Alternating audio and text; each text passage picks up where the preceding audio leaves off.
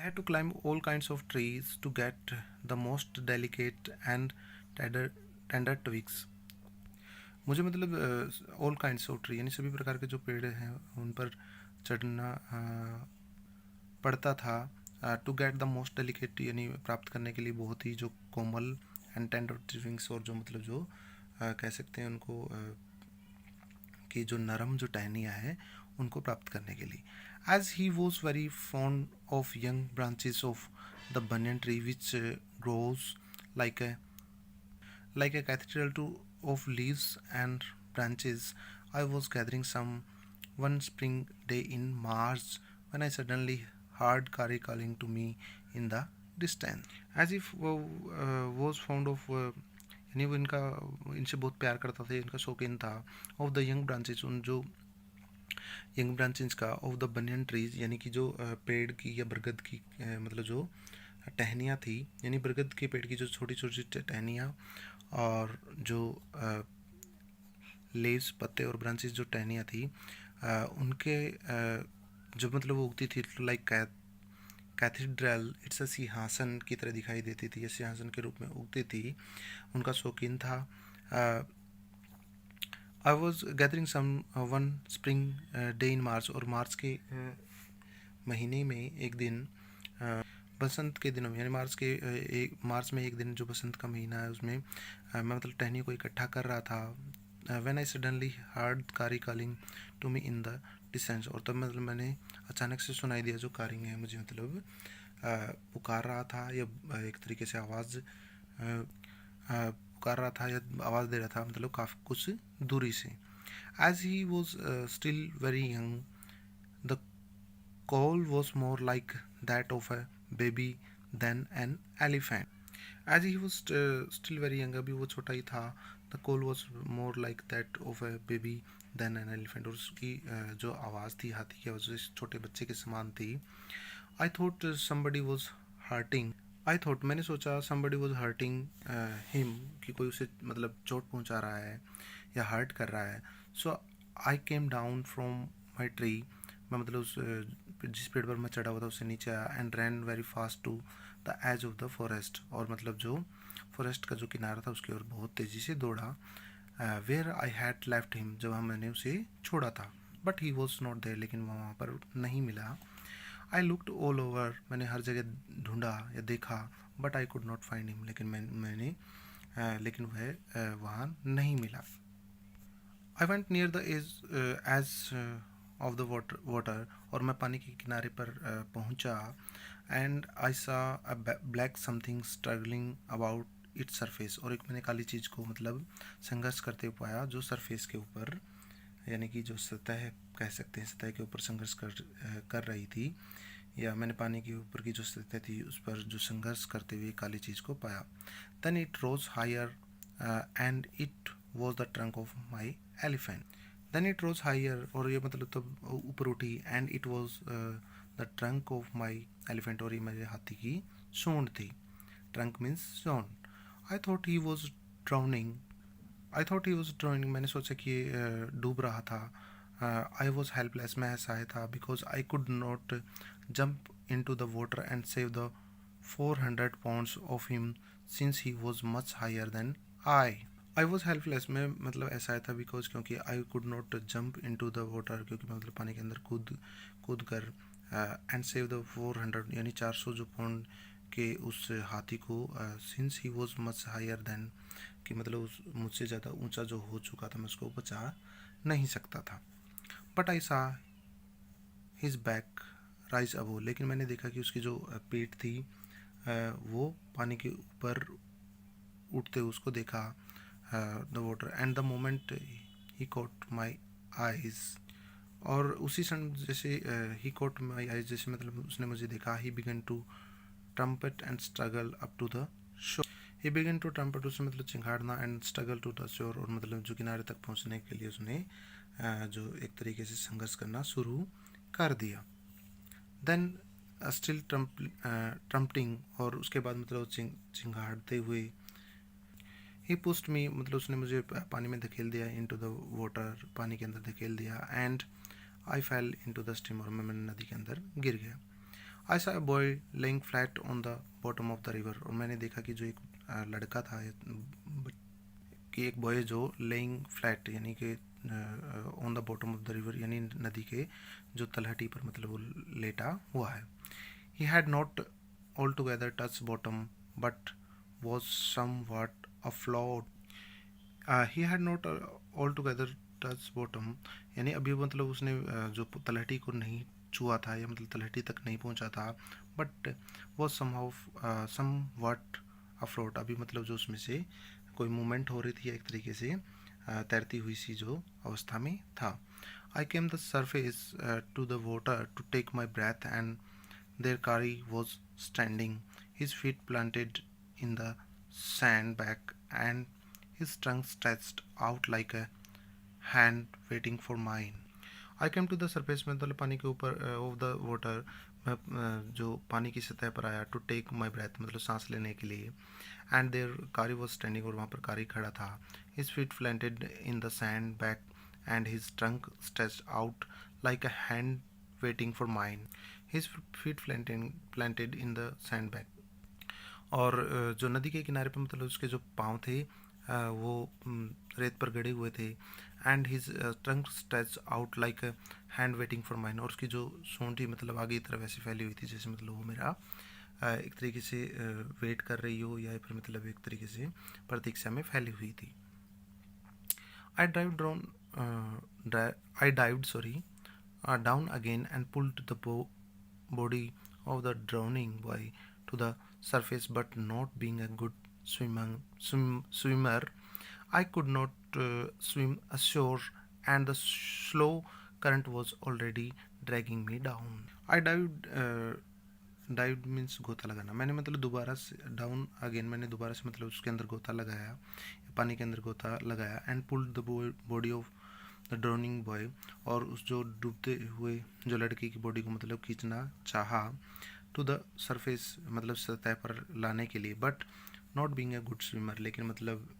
लेकिन जो अच्छा तैराक ना होने की वजह से या आई कुड नॉट स्विम अशोर में मतलब किनारे तक नहीं पहुंच पाया. And the slow current was already dragging me down और जो स्लो करंट है यानी जो धीमी जो धारा है मुझे पहले से ही मतलब जो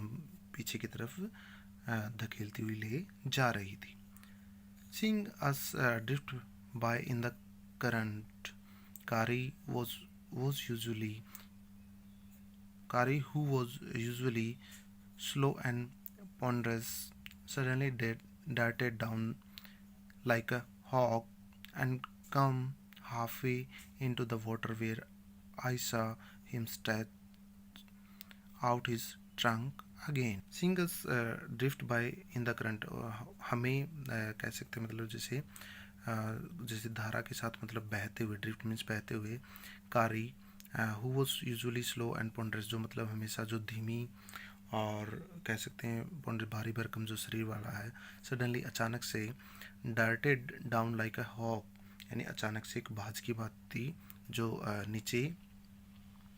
की ओर दौड़ा. And come half way into the water और पानी के यानी पानी के अंदर आ गया यानी आधे पानी के अंदर आ गया. Where I saw him stretch out his trunk again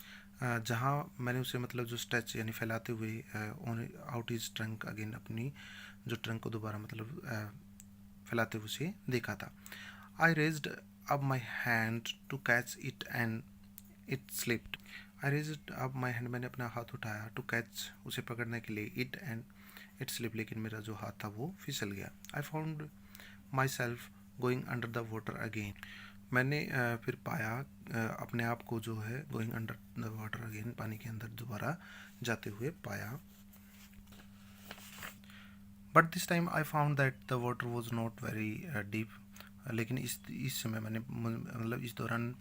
मैंने देखा या पाया कि जो पानी वो बहुत ज़्यादा गहरा नहीं है. So I sank to the bottom of the river and doubled my feet under me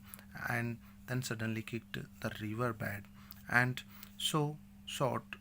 upwards like an arrow in spite of the fact that I was holding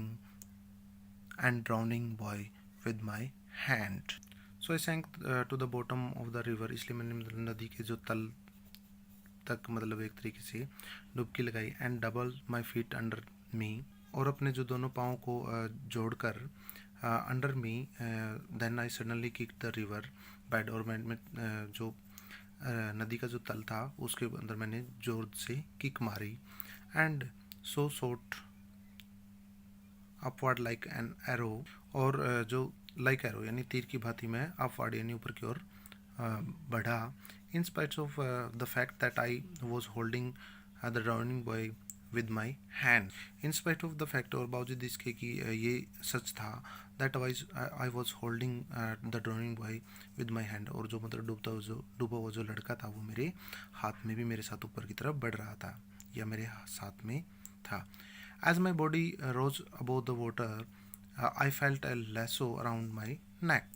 As my body rose above the water, जैसे मतलब मैं पानी के ऊपर की तरफ मैं बढ़ रहा था, I felt a lasso around my neck, और एक जो लंबी सी जो lasso रस्सी मतलब मेरी गर्दन के ऊपर मुझे महसूस हुई। This frightened me, मतलब ये मुझे एक तो तरीके से भयभीत करने वाली थी या इससे मैं डर गया। I thought some water animal was going to swallow me, मैंने सोचा कि जो सम वाटर एनिमल यानी कि पानी का कोई जीव है वॉज गोइंग टू स्वेलो मी, मुझे निगलने वाला है। आई हार्ड कारी स्क्वेलिंग स्क्वीलिंग, मैंने जो कारी को चिंगाड़ते हुए सुना, and I knew it was his trunk, और मैं मतलब जान गया कि ये क्या है, कारी का जो सूंड है अबाउट माई नेक, जो मतलब मेरे गले में था। ही पुल्ड ऑफ बोथ अशोर, उसने हम दोनों को तट पर खींच लिया। कारी become fond of ripe bananas, और जो कारी है मतलब पके हुए केलों का शौकीन था। राइप मीन्स पका हुआ। He believes in self help much to the discomfort of his friend, वह जो अपना जो काम यानी कि एक तरीके से अपना काम को स्वयं करने में मतलब विश्वास करता है। Much of the discomfort of his friend, और जिससे उसे कह सकते हैं उसकी कंफर्ट डिस्कम्फर्ट मीन्स असुविधा होती है कि जिससे उसके मित्र को कोई सुविधा नहीं होती है। विद क्वाइट डिग्निटी कारी accept the while quite dignity Kari accept the cheating he knows he deserves। With quite dignity पूरे मान सम्मान के साथ कारी जो एक्सेप्ट कर लेता है चीटिंग हिज लाइक वो जो डांट फटकार है उसको, ही नोज ही डिजर्व्स, क्योंकि वह जानता है कि वो उसका पात्र है या एक तरीके से उसको उसके सुपात्र है या मतलब उसको डिजर्व करता है वो। कारी वॉज लाइक अ बेबी, कारी मतलब एक जो शिशु की भांति या बच्चे की भांति था। He had to be train to be good, और मतलब उसे अच्छा बनने के लिए मतलब एक तरीके से ट्रेनिंग प्रशिक्षण की जो ज़रूरत थी। And if you did not tell him when he was naughty he was up to more mischief than ever. And if you did not tell him, अगर आप उसे मतलब नहीं बताओगे व्हेन ही वॉज नॉटी जो मतलब शरारत करता है था, ही was up more mischief than ever, और उस मतलब पहले से ज़्यादा अधिक शरारतें करता था। For instance one day somebody gave him some bananas to eat। For instant and for example यानी उदाहरण के तौर पर एक दिन somebody किसी ने gave him उसे दे दिया some banana to eat यानी कुछ जो खाने के लिए केले। Very soon he developed a great love for ripe bananas, और जल्दी ही मतलब उसके अंदर जो विकसित हो गया एक ग्रेट लव, एक बहुत ज़्यादा प्यार फॉर राइप बनाना पके हुए केलों के प्रति। He use to keep large plates of fruit on a table near a window in the dining room. We use to keep large plates यानी बड़ी बड़ी जो प्लेटें थी फ्रूट की ऑन टेबल के ऊपर नियर विंडो यानी विंडो खिड़की के पास in the dining room, dining जो कक्ष है यानी डाइनिंग जो रूम है यानी इसको भोजन कक्ष भी कह सकते हैं। भोजन कक्ष के खिड़की के पास मतलब जो एक टेबल पर मतलब जो फ्रूट्स की एक टेबल को वो रख दिया करते थे। One day all the bananas on the that table disappeared, एक दिन मतलब जो उस टेबल पर जितने भी बनानाज थे वो गायब थे। And my family blamed the servant, और जो मेरी पूरी फैमिली जो ब्लेम कर रही थी कि जो सर्वेंट वहाँ पे जो काम करने कर्मचारी थे उनको फॉर ईटिंग होल कि वो सभी खा गए थे the fruit in the house कि इसके घर के अंदर जो मतलब जो फ्रूट्स थे वो, यानी कि पूरी की पूरी फैमिली जो ब्लेम कर रही थी उन कर्मचारियों को कि उन्होंने सारे फ्रूट खा लिए थे। A few days later the fruits disappeared, और कुछ दिन बाद मतलब जो फ्रूट थे मतलब दोबारा से मतलब गायब हो गए। This time the blame was put on me, और अब जो मतलब पूरा का पूरा जो ब्लेम था या दोष था वो मेरे ऊपर आ गया या मुझ पर लगाया गया। And I knew I had not done it, और मैं मतलब जानता था कि मैंने नहीं किया। It made me very angry with my parents and the servant, for I was sure they had taken all the fruit.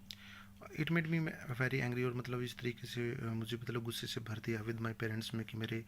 जो माता पिता ने और जो सर्वेंट्स ने, for I sure that they had taken all the fruit, मतलब मैं निश्चित हो गया था या यकीन हो गया था कि उन्होंने ही सभी फलों को या लिया है या खाया है। The next time the fruits disappear, the next time यानी कि अगली बार जब मतलब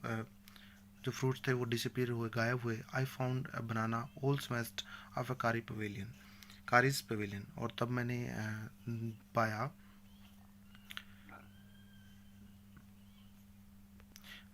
पाया the banana all smashed off the कारेट के जो मतलब तंबू के अंदर मैंने कुचला हुआ जो केला था, वो स्मैश्ड मीन्स कुचला हुआ जो केला था वो पाया। This surprised me very much, और मतलब मेरे लिए हैरानी पैदा हुई, या मतलब मेरे लिए मुझे मतलब बहुत हैरानी हुई। For I had never seen fruit there, and मतलब मैंने वहाँ पर कभी भी पहले कभी कोई फल नहीं देखे थे। And you know he had always lived on twigs,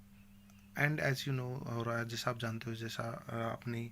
देखा या आपको पता है, he had always lived on twigs, वो मतलब हमेशा जो टहनियाँ खाकर ही जीवित रहता था। नेक्स्ट डे, अगले दिन, while I was sitting in the dining room wondering whether I should take some fruit from the table without my parents' permission, a long black thing very much like a snake suddenly came through the window and disappeared with all the bananas. अगले दिन जब मतलब मैं sitting in the dining room यानी भोजन कक्ष में बैठा हुआ था, वंडरिंग यानी कि एक तरीके से हैरान सा रह यानी हैरानी पैदा हो रही थी मेरे इस बात को सोचकर, why I should take some fruit from the table, कि कुछ उसमें तो जो फ्रूट्स जो टेबल से ले लेने चाहिए विदाउट माई पेरेंट्स परमिशन, कि मतलब मुझे अपने माता पिता की परमिशन के बिना, क्या मतलब अनुमति के बिना मुझे मेज़ पर जो कुछ फल रखे थे या टेबल पर कुछ फल ले लेने चाहिए। ए लॉन्ग ब्लैक थिंग्स, और तभी मतलब जो एक लंबी जो काली चीज़ very much like a snake, जैसे सांप की भांति जैसे, suddenly come through the window, और विंडो यानी खिड़की से अंदर आई, and disappeared with all the banana, और सारे के सारे जो केलों के साथ गायब हो गई। I was very much frighten, और मैं मतलब बहुत डर गया था, बिकॉज क्योंकि आई हैड नेवर सीन स्नैक्स, क्योंकि मैंने कभी सांप मतलब को ईट बनानास यानी केले खाते हुए नहीं देखा। And I thought it must be a terrible snake, और मैंने मतलब सोचा कि ये बहुत ही भयंकर या कैसे खतरनाक सांप होगा, that would sneak in and take fruit, जो मतलब कि स्नेक मीन्स चुपके से अंदर घुस जाता और सारे फ्रूट ले जाता था। I crept out of the room and with great fear in my heart ran out of the house. I crept means रेंगना, मैंने रेंगते हुए मतलब उस रूम से बाहर आया with the great fear in my heart, और मेरे हृदय के अंदर बहुत ही डर था जो भरा हुआ था। Ran out of the house, और मतलब मैं घर से बाहर की ओर भागा। Feeling sure that the snake would come back into the house, और ये मतलब फीलिंग श्योर मतलब विश्वास करते हुए कि जो सांप है वो दोबारा से मतलब घर के अंदर फिर से आएगा। ईट ऑल द फ्रूट्स, और सारे के सारे जो फ्रूट्स हैं वो खाएगा। And kill all of us, और हम सबको मार देगा। I as I want out, जैसे मतलब मैं बाहर गया, आई सा कारी back disappearing in the direction of the pavilion, and I was so frightened that I wanted his company to cheer up me. As I went out, जैसे मतलब मैं बाहर गया, I saw Kari's back disappearing, मैंने मतलब कारी की जो पीठ थी डिसअपियरिंग इधर से गायब होते हुए देखा, in the direction of the pavilion, यानी पवेलियन की और या जो तंबू था उसकी ओर, and I was so frightened, और तब मतलब मैं और ज़्यादा अपने आप को मतलब एक तरीके से भयभीत कर लिया, that I was wanted to company to chair of me, और मैं मतलब चाहता था कि अपना जो समय है या मतलब जो उस समय मैं डरा हुआ था, cheer up me with me, यानी मन बहलाने के लिए वो संगति चाहता था। I ran after him into the pavilion, मैं मतलब उसके पीछे उसके पवेलियन तक दौड़ा, and I found him there eating banana, और मैंने मतलब उसे पाया कि वहाँ पर वो केले खाते हुए उसको पाया। I stood still is astonished man, और मैं मतलब वहाँ आसानी से मतलब चुपचाप खड़ा रहा। The bananas were laying stone all around him, और जो बनाना थे मतलब स्टोन ऑल अराउंड हिम, यानी उसके चारों तरफ जो बनाना जो पड़े हुए थे। ही stretch out his trunk and reached for one far away from where he was standing. उसने अपनी जो सूंड को आउट ऑफ द ट्रंक, यानी अपनी सूंड को जो मतलब फैलाया, and reached for one far, और जो कुछ दूरी पर मतलब पड़ा हुआ था, away from where he was standing, जहाँ पर वो खड़ा था उससे कुछ दूरी पर जो खड़ा हुआ था उसको पकड़ने के लिए, एक तरीके से उसको लाने के लिए। The instant of the trunk look like a black snake, यानी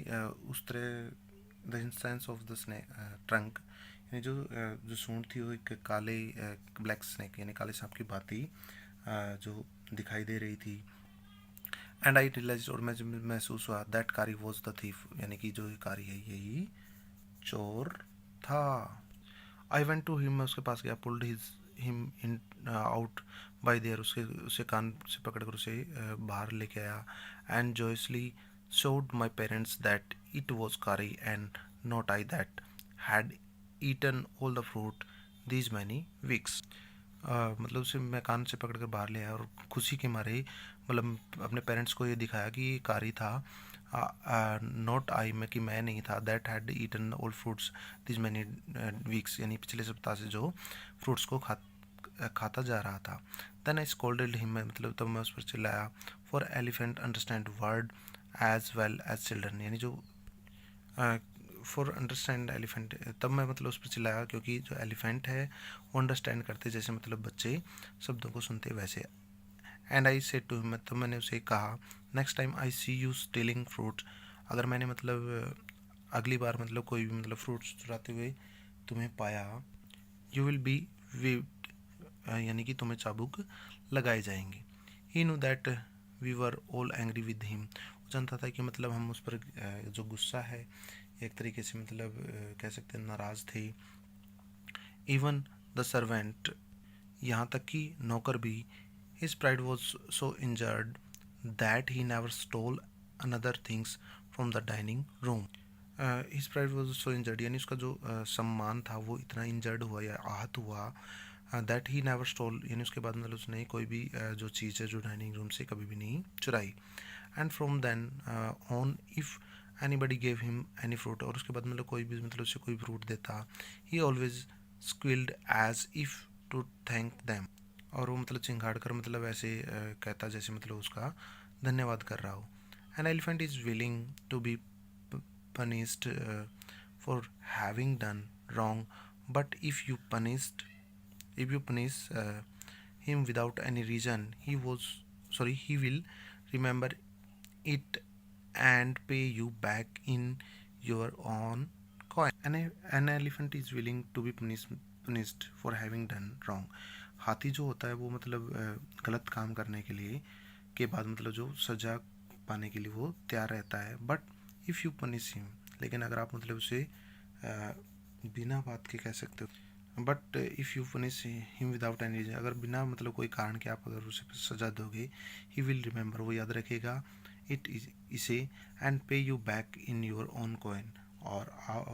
आपको वो अपने तरीके से मतलब उसको भुगतान करेगा। स्टूडेंट्स, इसका जो नेक्स्ट जो पार्ट है चैप्टर का, वो आपको नेक्स्ट वीडियो लेक्चर में मिल जाएगा। आज के लिए इतना ही। Thank you.